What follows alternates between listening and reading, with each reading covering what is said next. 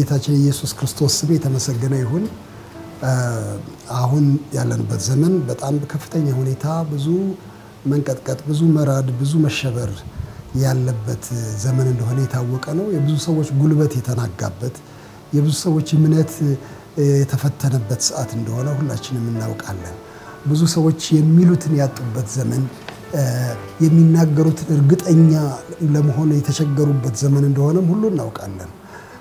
ሁላችን እንደዚህ በተጨነቅንበት፣ በታወክንበት፣ ሁሉ ነገር ረጋ ሰራሽ በሆነበት ዘመን ትልቅ የጽናት ድምፅ ያለው የጌታ ቃል አለ። ስለሱ ዛሬ መነጋገር እፈልጋለሁኝ። ይሄ የእግዚአብሔር ቃል የሚያጸናን ቃል ነው። እውነትን የሚያረጋግጥልን ቃል ነው። የእውነተኛ ኑሮንም ደግሞ የሚያሳየን ቃል ነው። ከእናንተ ጋር በተለይ ደግሞ ሐዋርያው ጴጥሮስ የጻፈው ሁለተኛውን ደብዳቤ አብረን እንድናይ ልጋብዛችሁ እፈልጋለሁኝ። ይሄ የጴጥሮስ መልእክት ሁለተኛይቱ ተብሎ የሚጠራው ደብዳቤ በጣም በትልቅ ደረጃ አሁን ያለውን ሐሳብ የሚያነሳ ነው።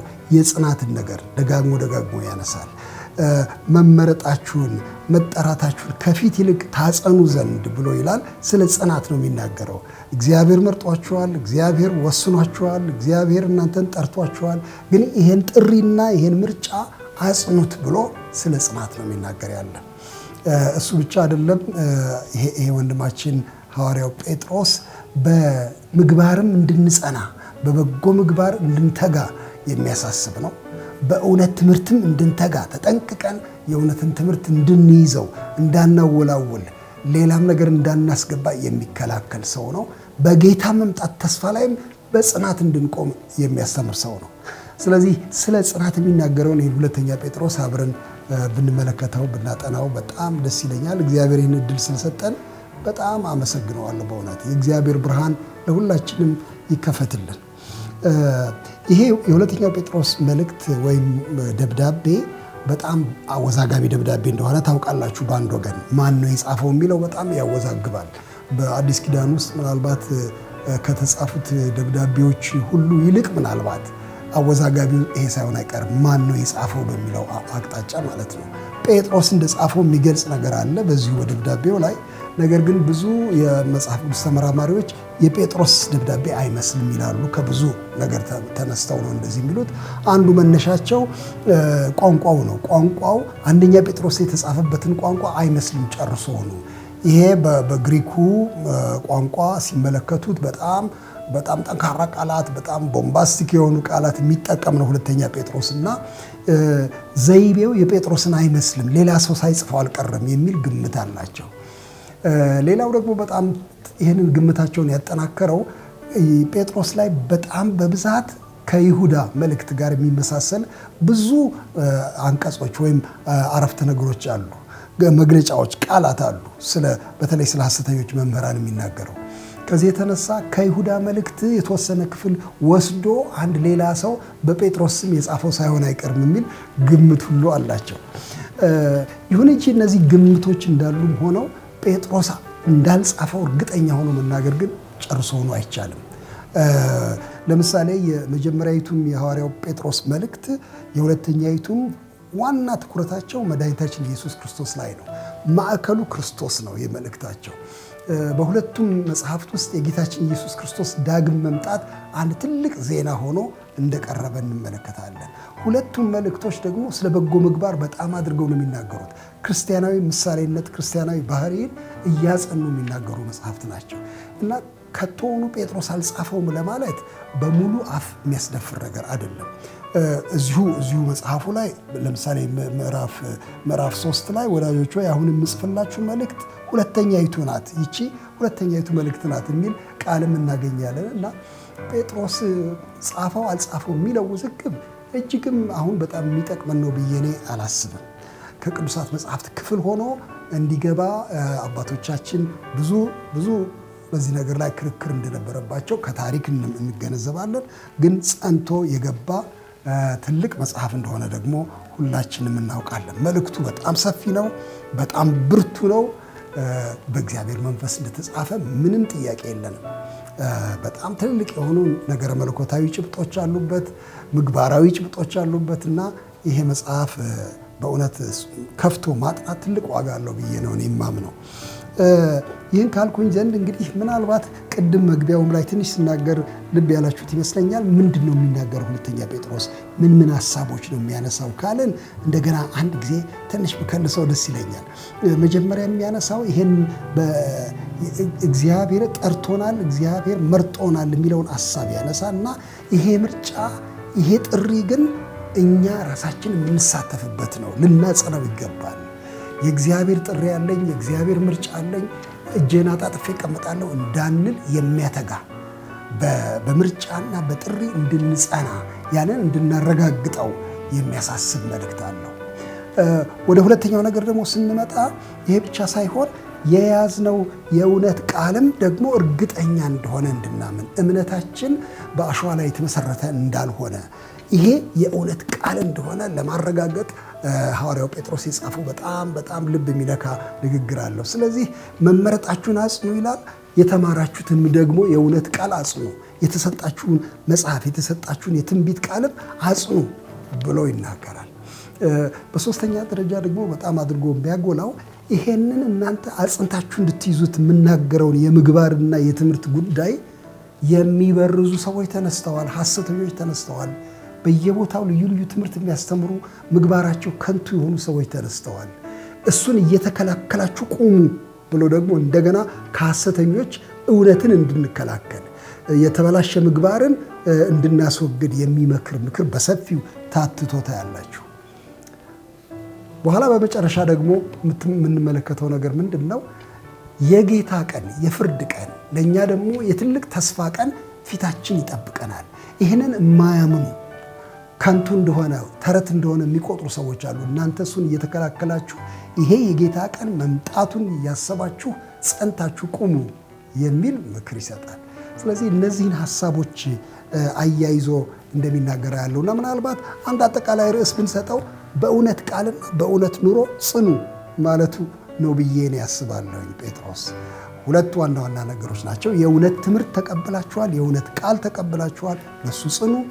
ግን ይሄ የእውነት ቃልና የእውነት ትምህርት ደግሞ በእውነት ኑሮ እንዲገለጥ ያስፈልጋልና በምግባር ጽኑ፣ በበጎ ምግባር ጽኑ ብሎ እነዚህን ሀሳቦች እንደሚናገር አያለሁ። ዛሬ በጥቂቱ አሁን በተለይ ከምዕራፍ 1 ላይ የመጀመሪያዎቹን 14 15 ቁጥሮች አብረን ብንመለከታቸው ደስ ይለኛል። ስለዚህ ከመጀመሪያው ጀምሬ ላንብበውና ባጭሩ ዋና ዋናውን ሀሳብ ብቻ ተነጋግረን እናንተ ደግሞ ቀስ ብላችሁ ከጌታ መንፈስ ጋር እያሰላስላችሁ ወደ ልቡናችሁ ውስጥ እንድታዘልቁት ምክሬን አቀርባለሁኝ። የኢየሱስ ክርስቶስ ባሪያና ሐዋርያ የሆነ ስምዖን ጴጥሮስ በአምላካችን በመድኃኒታችን በኢየሱስ ክርስቶስ ጽድቅ ካገኘነው ጋር የተካከለ የክብር እምነትን ላገኙ ብሎ ይጀምራል። የመለኮቱ ኃይል በገዛ ክብሩና በበጎነቱ የጠራንን በማወቅ ለሕይወትና እግዚአብሔርን ለመምሰል የሚሆነውን ነገር ሁሉ ስለሰጠን በእግዚአብሔርና በጌታችን በኢየሱስ እውቀት ጸጋና ሰላም ይብዛላችሁ። ስለ ክፉ ምኞት ወይም በክፉ ምኞት ምክንያት በዓለም ካለው ጥፋት አምልጣችሁ ከመለኮት ባህሪ ተካፋዮች በተስፋ ቃል እንድትሆኑ በእነዚያ ክብርና በጎነት የተከበረና እጅግ ታላቅ የሆነ ተስፋን ሰጠን። ስለዚህ ምክንያት ትጋትን ሁሉ እያሳያችሁ በእምነታችሁ በጎነትን ጨምሩ፣ በበጎነትም እውቀትን፣ በእውቀትም ራስን መግዛት፣ ራስን በመግዛት መጽናትን፣ በመጽናትም እግዚአብሔርን መምሰል፣ እግዚአብሔርንም በመምሰል የወንድማማችን መዋደድ፣ በወንድማማችን መዋደድ ፍቅርን ጨምሩ።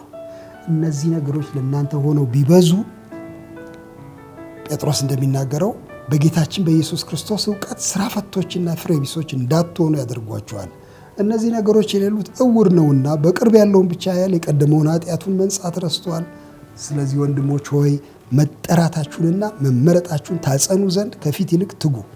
እነዚህም ብታደርጉ ከቶ አትሰናከሉምና እንዲሁ ወደ ዘላለሙ ወደ ጌታችን መድኃኒታችን ወደ ኢየሱስ ክርስቶስ መንግስት መግባት በሙላት ይሰጣችኋልና ብሎ ይናገራል። ይሄ በጣም ጠንካራ የሆነ ምክር እንደሆነ እንመለከታለን። አንድ በጣም ልቤን የነካኝ ነገር ከዚህ ደብዳቤ ላይ ሰላምታው የሚያስገርም ነው። እኔ የክርስቶስ ባሪያ ነኝ፣ የክርስቶስ አገልጋይ ነኝ እና ሐዋርያ ነኝ ብሎ ራሱን ከሰየመ በኋላ ጴጥሮስ ስለ አንባቢዎቹ ግን ሲናገር ምን ይላል? እናንተ ከኛ ጋር እኩል ክብር ያለው እምነት የተቀበላችሁ ሰዎች ናችሁ ይላል። የክብር እምነት አለን እኛ የከበረ እምነት አለን የእናንተ ከዚህ ባላነሰ መንገድ ይህንኑ የክብር እምነት ተቀብላችኋል ብሎ በጣም ከፍ ያለ ክብር ላይ ያሉ ሰዎች እንደሚያናግር አድርጎ ነው የሚናገረው። እና እውነት ለመናገር ይሄ ክብር በኋላም ዝቅ ብለን ስንመለከተው ደጋግሞ የሚያነሳው ዋና ሀሳብ እንደሆነ እናያለን። እንዲያውም ምንድነው የሚለው ያለ ጴጥሮስ እናንተ የነበራችሁበት ህይወት በጣም አሳዛኝ ህይወት ነበረ። በዓለም ላይ ከፍተኛ የሆነ የምግባር ብልሽት ነበረ። በእንግሊዝኛው ትርጉም ላይ ኮራፕሽን ነው የሚለው ያለ በጣም የተበላሸ ዓለም፣ የጨቀየ ዓለም፣ የዘቀጠ ዓለም ውስጥ ነበራችሁ። ከዚያ ከተበላሸ ዓለም ውስጥ አውጥቶ የመለኮቱ ባህሪ ተካፋዮች እንድትሆኑ አደረገ ብሎ ስለሚል እንዴት አይነት ክቡር ጥሪ እንደሆነ ነው የሚያሳየው። በጣም ክቡር ጥሪ ከአዘቅት አውጥቶ ወደ ክብር አመጣችሁ ነው የሚለው። በሁለት መንገድ ጠራችሁ ይላል። እነዚህ ሁለት ነገሮች በጣም ልቤ ይነኩኛል። አንደኛው በበጎነቱ ጠራችሁ፣ ሁለተኛው ደግሞ በክብሩ ጠራችሁ ብሎ ይላል። በሌላ አነጋገር ምን ማለት ነው? እግዚአብሔር በራሱ ደረጃ ከፍ ባለ ክብሩ በማዕረጉ ጠራችሁ፣ ወደዚህ ማዕረግ ሳባችሁ። ግን እናንተ ደግሞ ወደዚህ ማዕረግ መሄድ ስለማትችሉ በበጎነቱ፣ በመልካምነቱ፣ በጸጋው ደግሞ ጠራችሁ ብሎ ይላል። ጥሪያችን በእግዚአብሔር ክብር በእግዚአብሔር በጎነት ላይ የተመሰረተ ነው። በእግዚአብሔር ስታንዳርድ ነው፣ ደግሞ በእግዚአብሔር ጸጋ ነው የተጠራ ነው። ለዚህ ተጠርታችኋል ብሎ ይላል። ከዚህ የተነሳ ነው በጣም ከፍ ያለ የክብር እምነት ብሎ የሚጠራው። እና ምን ይላል? ይሄ ጥሪ እግዚአብሔርን ለማመስገን ነው የሚቀሰቅሰው። እንዴት አይነት ነገር ነው እግዚአብሔር ያደረገው በእውነት የሚያሳይ ነው። እንዴት ወዳለ ማዕረግ ነው እግዚአብሔር የጠራኝ ብለን እንድንደነቅ የሚያደርግ ነው። ይሁን እንጂ በአድናቆት ብቻ እንድንቀመጥ አይደለም። ይሄንን ጥሪ አጽኑት፣ ኮንፈርም አድርጉት፣ ይሄ ጥሪ በህይወታችሁ እንዲሰራ አድርጉ ብሎ ይላል። እንዴት ነው የምናጸናው? እዚህ ላይ ይናገራል። በእምነታችሁ ላይ በጎነትን በመጨመር፣ በበጎነት ላይ ደግሞ ራስን መግዛት በመጨመር፣ ዕውቀት በመጨመር፣ እግዚአብሔርን መምሰል በመጨመር፣ እውነተኛ መንፈሳዊ ህይወት በመጨመር፣ ወንድማማች መዋደድ በመጨመር፣ ፍቅርን በመጨመር ይሄንን ህይወት አረጋግጡት፣ አጽኑት ብሎ ይላል። ይሄም ያስገርም ነው። በጣም ብዙ ጊዜ የሚገርመው ወንድሞች፣ እኛ ክርስቲያኖች በጸጋ መዳናችን ካረጋገጥን በኋላ እጃችንን አጣጥፈን ጉልበታችንን ኮርትመን የምንቀመጥ ነው የሚመስለው። በቃ ከዚህ በኋላ እኔ ምን ያደርጋለሁ? ቁጭ እላለሁኝ፣ እንጆይ ያደርጋለሁ ነው የምንለው። ልክ ነው። ድህነታችንን በትልቅ ሐሴት እንደሰትበታለን፣ ግን ልናጸናው ይገባናል ነው የሚለው። እነዚህን ነገሮች አጽኑ። ስታጸኗቸው በጣም ብዙ ጥቅም አለው ነው የሚለው። መጽሐፍ ጨምሩ ነው የሚለው። በዚህ ትጋት ውስጥ ስትራመዱ ትልቅ ፍሬ ታፈራላችሁ ይላል። የፍሬ መንገድ ነው ይሄ። ከንቱ ከመሆን የሚጠብቀን መንገድ ነው። የማየት መንገድ ነው። ይሄ ነገር የሌለው ሰው እውር ነው፣ የኃጢአቱን መንጻት ረስቷል ነው የሚለው ያለ። ወደ ድሮ ህይወቱ ነው የሚያመራው።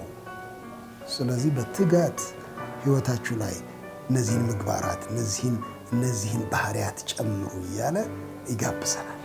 ከመለኮቱ ባህሪ ተካፋዮች ስለሆናችሁ የመለኮቱ ባህሪ እነዚህን ነገሮች በጣም አድርጎ የሚያጎላ ስለሆነ በዚያ ውስጥ እንድንኖር ግብዣ እንደቀረበልን ነው የምንመለከተው። እና ወንድሞቼ በዚህ በዛሬው ክፍል ላይ ማጠቃለያ ልስጥና ልቡናችንን እንድንሰበስብ ልጋብዛችሁ እፈልጋለሁ።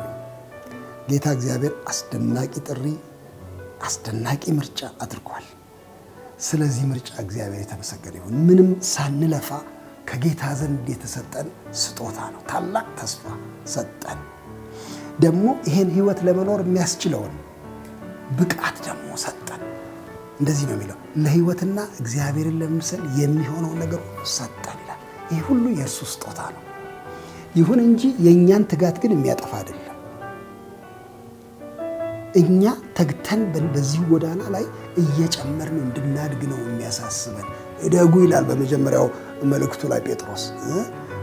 አሁን እንደተወለዱ ህፃናት የቃሉን ወተት እየተመኛችሁ እደጉ፣ ወደ ክርስቶስ እደጉ። እዚህም ላይ የእድገት ሀሳብ ነው የሚናገረው። አጽኑ መመረጣችሁ።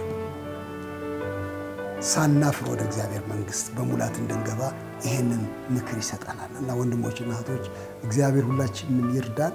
መመረጣችንንና ደግሞ መጠራታችንን ከፊት ይልቅ እንድናጸናው የእግዚአብሔር መንፈስ ከሁላችን ጋር ይሁን። እግዚአብሔር በበረከቱ ይባርካችሁ።